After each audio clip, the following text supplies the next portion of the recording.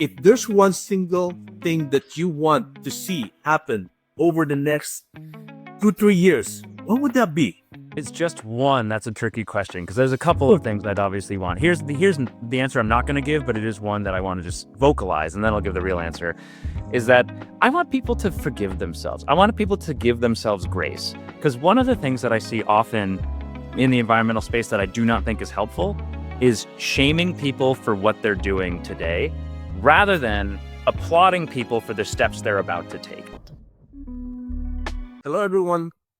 Welcome to another episode of the I Will Link podcast. Our topic for today is what we can do. When it comes to climate change, we often hear what's going wrong. But what if there's more important question is, what can we do? Today, I'm joined by Charlie Sellars, sustainability leader and author of the book, What Can We Do? Instead of doom and despair, Charlie offers a blueprint for action, showing us how everyday choices, from how we work to how we move, can help shape a more sustainable future.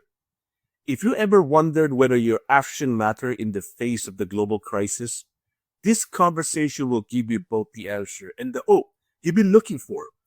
Welcome, Charlie. Thank you very much, Will. Excited to be here. How about we key it up with a quick introduction? Yeah, absolutely.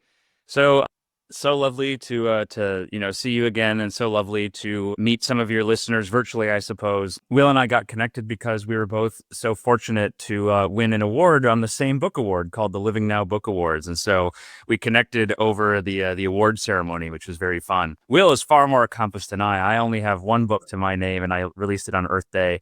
And so a little bit of background as to how I got here and why my opinion hopefully is interesting is I am, in my professional life, a full-time director of sustainability at a little company you might have heard of called Microsoft.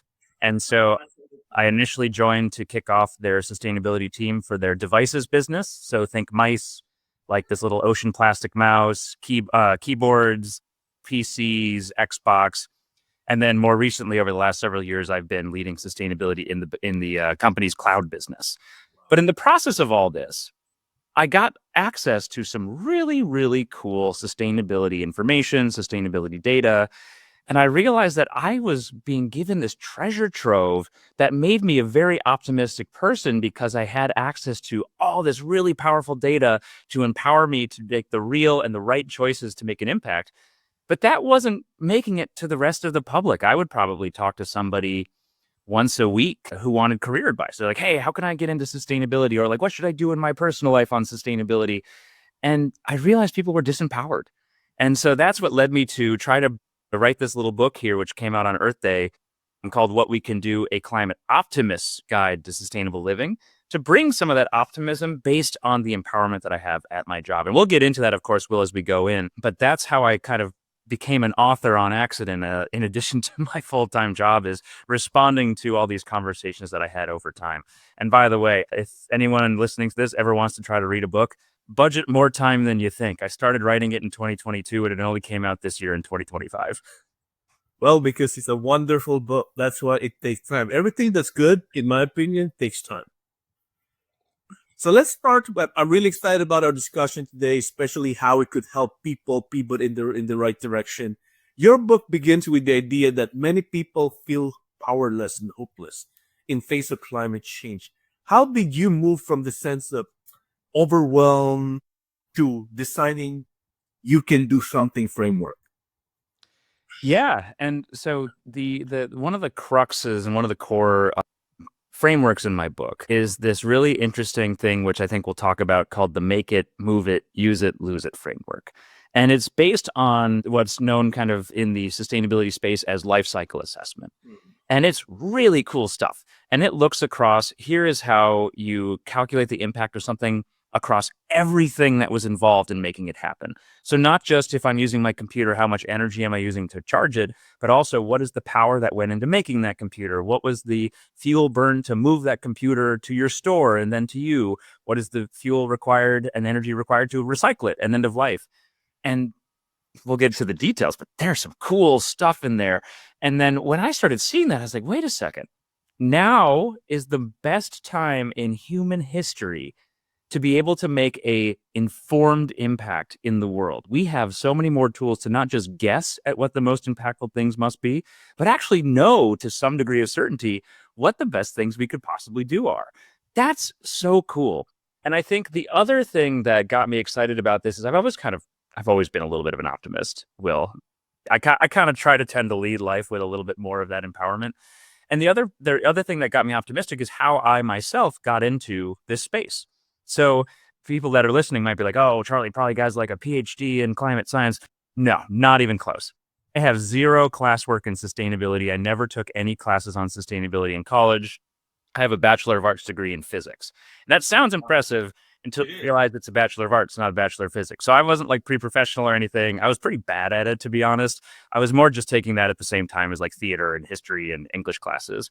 And I eventually ended up in a glorified events manager role.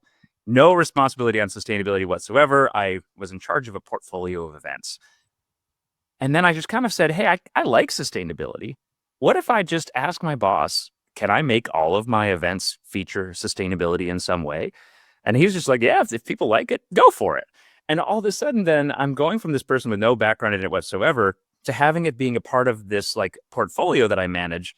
And that over 3 years turned me from a guy who kind of likes sustainability into one of the premier voices of sustainability at my old company, to the point where that's how I made the transition into the space full time. That's awesome. That opens up the ability for so many more people to get involved in this space, even if they don't have the background, in a way that doesn't require them to go back to school, doesn't require them to pivot careers. That's awesome. Every single person, every job can be a sustainability job if we give ourselves the permission. So it's between the better frameworks telling us actually what matters, and then the ability for people to raise their hands and then go and try to tackle those things that matter. That's available to us now. And that's awesome. What I love about your story is you told a story that you didn't study sustainability nor you have a PhD, but that story is so powerful for people to hear, because a lot of people wonder, I need to start somewhere. I need to take advanced degree to get to where I need to be. And I love that you tell the story, because that gives people that perspective, and more importantly, hope that if you want to do something, because you ask for it, right? You ask your manager, can I just focus on sustainability events? And your manager said, yeah, but you took the step to ask. You had the courage to ask. And a lot of people don't even take that first step because, oh, they're just going to tell me no. So I don't want to do this because they're going to say no. Remember, no is next opportunity. In my opinion, no is next opportunity. So thank you, Charlie, for sharing your story, how you got to where you are right now. And I want to talk about the make it, move it, and lease it model. How about you help unpack that for us? Yeah, absolutely. So the general notion is this is my attempt to take a very complex kind of environmental science element and translate it into something that's easy to remember. Anything that we might have, like take a book, take a mouse, like there's emissions and energy required to make this thing.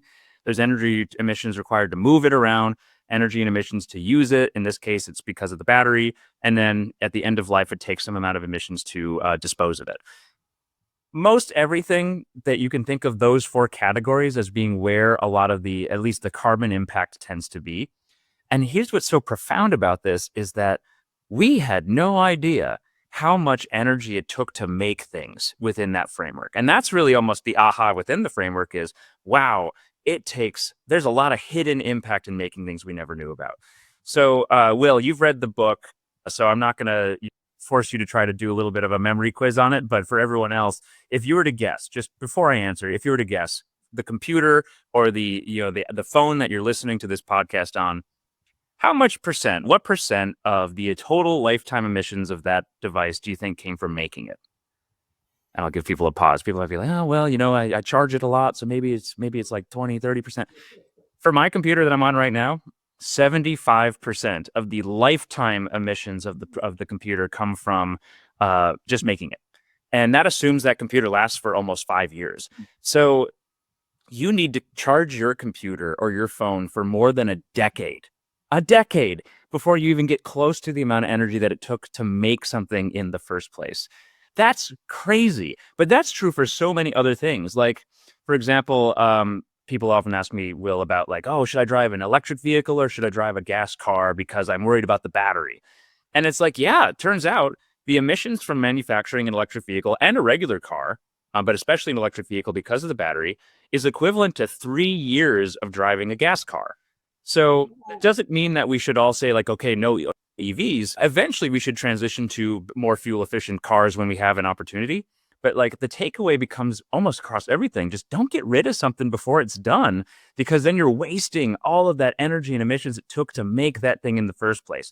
Same with clothing, same with food. It's almost universal.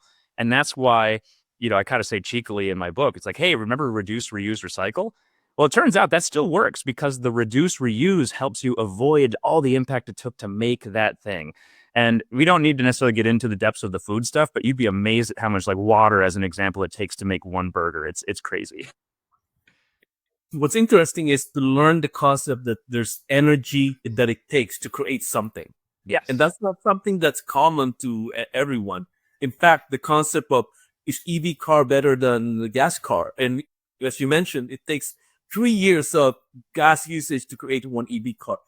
These are all facts that people don't know. And it's great to actually to know. And really thank you for sharing that. Your point that every job can be a sustainability job. What is it that my listener can do today, starting today, as they listen to your episode? What can they do that could move it in the right direction? Oh, yeah. I have a framework in my book. It's called the Core Framework, and it's kind of a little, set of 4 different things you can do. But I'll simplify it for this podcast, which is just a simple little interesting concept. If sustainability is not happening at your job, there's probably no reason for it. And like that was my biggest reason. It's like, oh, well, if I'm not doing sustainability, then somebody probably already had that conversation and somebody said no. People just aren't thinking about it necessarily. If you raise your hand and volunteer to try to layer it on top of your existing job, chances are you're going to be told, yeah, give it a shot, try it out, because there's not a reason why it's not happening. That's what I found. That's what I found at my events job. And Will, you'll get a kick out of this, for making my book itself with my publisher. I said, hey, publisher, I'd like to make this the most sustainable book you've ever made. And they're like, well, you're already writing about sustainability. I'm like, no, I get it. The words are sustainable, sure, but let's talk about the book. Yeah. And that was so fun. They're like, you're like the first author that's ever really pushed us on this. And, I don't, if you're listening, you're not gonna be able to see any of it, but just so like the extent to the depths of which we went to, we even looked at like sustainable fonts, whether to use those or not. And like, Will, you might be like, what's a sustainable font? Yeah. And because, well, let's go to philosophy corner for a second. Yeah. It's like, take the letter A. How much ink do you actually need to know it's the letter A? And what can you do to remove ink until you kind of get to that minimum amount of ink to let you know it's the letter A? Because normally our A's are totally filled in, right? And so like some of these sustainable fonts are hollow, which can reduce the amount of ink you use by over half. Now, I did not use any of these sustainable fonts because frankly, they're kind of ugly. But like that was like the extent that we really went into the depths and the detail. And I share that story because, now my publisher's like, we love this. If any other author wants to ever make a sustainable book, now we know what to do. And it wasn't happening because of any reason. It's just happening because nobody thought to ask. And that's the one call, I guess, after my long-winded answer is like, be the person that asks. Be the person that gives yourself permission to work in this space. Because chances are you're probably going to be granted that permission and you're going to find out really quickly how cool it is to work, especially if you use some of the quantitative frameworks to know really where to focus that are also in my book. Well, I love the fact that you said one key point for this particular segment is, don't be afraid to ask.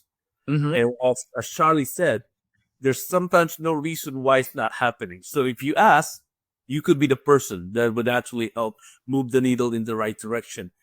Let's talk about advocacy. How do you balance individual versus systematic or industry? How do you find that balance?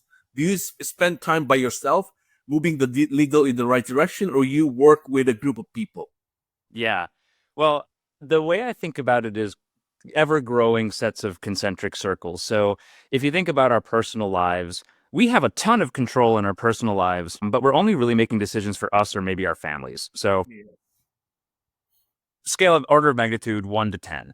At our jobs, we have access to a lot more ability to change the processes or the products that everyone else uses. And the example I use is like, let's say you go to a farmer's market and you say, I'm not going to bring a plastic bag today or use a plastic bag.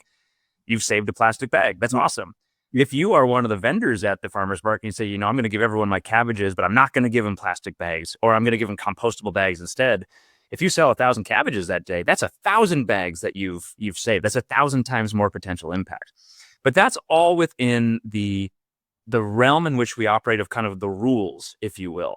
And the rules are determined at the political level, at the community level. And so your engagement in those phases really becomes powerful because that lets you amend the rules that determine how the game is going to be played in the first place. And to give a very concrete example is there's no formal way to do this. So I just estimated it in my book, but I was curious, like if a vote in 2020 for a politician that supported the Inflation Reduction Act, which was the biggest climate act of all time, had it not been partially rescinded in the last year, that impact would have been 2.5 years of your total emissions from a single vote.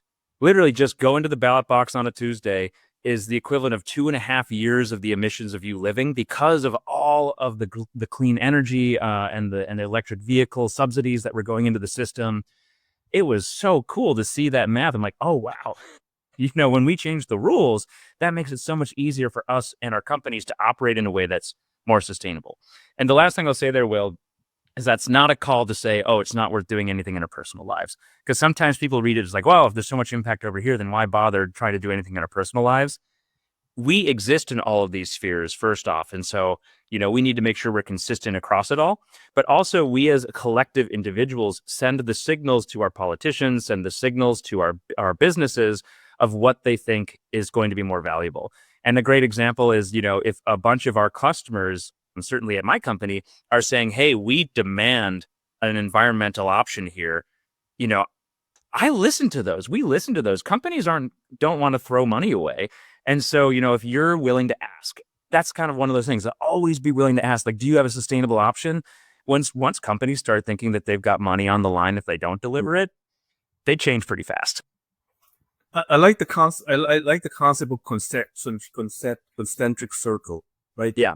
And each action you do is part of another concentric circle. And I love the fact that you mentioned, even though it's happening in the larger stage, you still need to take action because the power of collective wisdom is what's going to move the needle in the right direction or continuously flow in the right direction. Thank you for sharing that. Your book is grounded with science and data, and I love it. And how do you deal with uncertainty or emerging evidence that challenged your assumption? Yeah, I love that you said that, Will. And I said at the beginning, I'll say it again, is literally today, when you are listening to this podcast, is the single most empowered we've ever been. This is the most empowered day we've ever had to make a difference on sustainability until tomorrow and until the day after. We are in such an amazing place on climate science, but it's not stopping. It's not solved. We continue to march forward on getting more and more information, getting better and better technologies to mitigate certain amounts of impact, getting more and more visibility into the changes that we're making. So I'll give a great example of something that's changed over the last couple of years. I don't know if folks have ever eaten at the chain called Sweet Green. It's kind of like a healthy foods a chain. And they've started putting the carbon footprint of every meal on their menu like right there. So if you want to make a decision based on environmental impact, you can be like, well, okay, this is 6 kilograms of carbon, but this is only 2. So I'm going to go for the one that's only 2. That's awesome. That didn't exist like a year or two ago. I don't know exactly when they started doing it, but I remember going to a Sweet Green, like I think a year ago and not seeing it on the menu. That kind of visibility is starting to march ever forward. And as we get this, Will, we're going to be wrong on some things. And so to give an example of the scale of how our data continues to evolve, that life cycle assessment, that make it, move it, use it framework that I said earlier, there are hundreds of parts that go into an average computer, or if you're a car, oh my God, thousands of parts. And you might have to model the impact of some of those things rather than use like kind of first party data just because of how difficult it is to get all that data. As we get more of that data, we might learn that our models were weird or that our assumptions were wrong. And this isn't a call to say like today we have absolute pure information, but it's a call to say we have a pretty good idea, but to be flexible as we get more information to understand, oh, you know what? it actually might be better to do this thing instead. But I don't think anyone in the sustainability space should be kind of dogmatic saying this is the only possible way and the only possible future to make an impact. You might be mostly right, but I don't know. There's cool things. And a great example of this, Will, is nuclear power.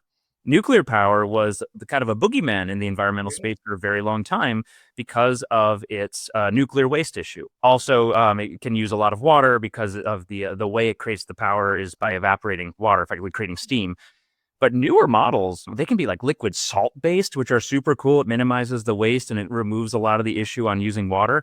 And it's the best form of, or at least the most compact form of zero emissions energy that we can produce. Awesome. So there's a great example of something that was demonized in the environmental spaces to now a lot of modern environmentalists are very pro nuclear, which is such a funny transition to see. We have to be willing to keep our eyes wide open on those kind of changes to make sure that we don't box ourselves into the assumptions of the past. I think that's what the key takeaway is. Don't be boxed in the assumption of the past. And the second thing that I really learned from you is you work with the data that you have right now and you did something good about it. If there's new data that sort of like challenge your data right now, it's okay because you did something good about it. Yeah. Right. And I think at the end of the day, that's the most important thing is pivoting and not getting stuck to your old assumption, sort of relearning, unlearning to relearn based on what you see and learn, especially learning from you. I think that's important. So I think it's really important for people to keep an open mind. Totally. In your book, What We Can Do, it inspires millions of people to act. If there's one single thing that you want to see happen over the next 2-3 years, what would that be? If it's just one, that's a tricky question because there's a couple of things I'd obviously want. Here's the answer I'm not going to give, but it is one that I want to just vocalize, and then I'll give the real answer, is that I want people to forgive themselves. I want people to give themselves grace because one of the things that I see often in the environmental space that I do not think is helpful is shaming people for what they're doing today rather than applauding people for the steps they're about to take. Because if you go with the prior framing, you get to a world where it's almost like a competition as to who can take the most things out of their lives. Be like, okay, well, I don't use straws anymore and I walk to work and, and then it's like, oh, well, that's cool and all, but I went vegan. And then you don't want to have that kind of a competition where you're trying to shame each other into action and especially shame others into things that they're already doing. They might not be doing it in a nefarious way. They might just not have had access to all of the data to show where the impact really is. And one of the other ironies is sometimes if we take that shame-based approach when we don't have the data, we're getting mad at people for doing stuff that's kind of not a huge deal. Like straws is my personal one. It's like, you can use a straw. It's okay. There are bigger problems than just straws. Try to avoid them if you can, but like, it's okay if you use it a couple times. Instead, like that notion of celebrating people as they move forward and saying, hey, I want to invite you to see how we can turn our little, instead of flipping a switch to become more sustainable, let's turn a dial. Let's see, like, what are the things that we can do now that we know the data to move a little bit forward on the journey to get to a point where we feel more empowered, more optimistic, and we have fun along the way. And maybe that's my one thing I want people to take away from this, Will, because I kind of walked myself into it, is I want people to come away from this book seeing sustainability as something fun and exciting and energy giving. Because in a world where there are not a lot of climate optimists out there, us being depressed about it can lead us to inaction. If we think there's nothing we can do, then we might not be willing to act. And doing nothing because you don't believe in, making a difference or climate change, or doing nothing because you don't believe that there's anything that we can do, it's kind of the same to the planet. It doesn't care what your motivation for not doing anything. It only cares that nothing is happening. So let's make it fun. Let's make it exciting. Let's make it something that we're adding to our lives to get to a point where we collectively remember that we have more power than we think to make a difference. Wow, I really love it. Make it fun, right? Do something that's right. And also celebrate. Celebrate those who are doing it and do not shame them. That's a powerful message because shaming people create this negative energy that while when you celebrate someone, it creates this positive energy that keeps on giving. I mean, even just to that point, Will, like here's the work we have to do to undo a lot of how the movement's been perceived is when I tell people I work in sustainability, you know what one of the first things they do when they hear that is? They will apologize about something. It's insane. I'll say like, "Oh yeah, I work in sustainability," and then someone will be like, "Oh, I'm sorry, I'm having a chicken in front of you." It's like you can eat chicken. It's okay, you know. Like it's unbelievable that that has been how we've been perceived, and like we can't be the people that are just seen as the police. We can't be the people who are just seen as the folks that are gonna like trying to watch you and get you if you do something wrong. You know, the example I used the other day talk was Will, think about the worst person you know. Think about just the most, you just can't stand them. They really get your blood flowing. Now imagine that person tells you to watch like a movie. Out of principle, you're not watching that movie. You're like, oh, he loves this movie. He sucks. I'm not watching his movie. We can't be those people. You know, we can't be like, oh, you know, well, Charlie just said to not use straws or whatever, but Charlie sucks. So I'm going to use straws to spite Charlie. It's just human psychology, right? Like we cannot be the worst people any people know. We have to be the folks that people want to have fun with, you know? And like when you say you work in sustainability, the response of that person shouldn't be, "Oh, I'm sorry that I drove here today." It should be, "Oh, that's so cool. Like, what kind of stuff are you guys working on? Like, oh, can I get involved? Like, is there a community garden you're setting up?" That stuff is fun. That's the way that we should be perceived. I love that we're having this conversation and that you're a sustainability optimist because the world would need more of you. I advise everyone read this book. Read this book. Once you read the book, write a review for Charlie because this is going to be 5-star. So please do what? Read the book, read it, and take action. It's really, really important to take action. Last but not least, Charlie, if someone wants to invite you to speak at their event and have a workshop with you, what's the best way to get in touch with you? Totally. So I'm one of those weird millennials that doesn't have social media. I haven't for almost a decade now. I don't have a Facebook. I don't have an Instagram. I've never been on TikTok, but I do have a LinkedIn. So you can find me on LinkedIn if you want. But the better way to get in contact with me is go to my website, www.charliesellars.com. And don't worry, I bought both spellings of my last name in case you spell it wrong. So you'll get rerouted to the right spot. If you go to my website, www.charliesellars.com, that'll give you access to contact me, to see some of the other work I've done, as well as if you choose to buy the book, an option that's not Amazon. Because a lot of people do ask me, hey, can I get this? But do I have to go to Amazon? There's an option to not get it from Amazon there too, if you want to go to my local distributor. So if you go there, I would really appreciate it. If you leave a review, as Will said, I would also super appreciate it because that's what helps get the word out. And I would be so grateful. Thank you, Charlie, for your time. Read the book and take action. I really appreciate Charlie for your time today, and I'm looking forward for people to listen to this episode to please ask and take action, and celebrate what people would do versus shaming what they're doing now. Don't be you're not a sustainability cop. You're sustainability friendly to make it fun and exciting. Thank you, Charlie, for your time. I really appreciate you. Awesome. All right. Thank you, Will. Thanks for having me on. You're welcome.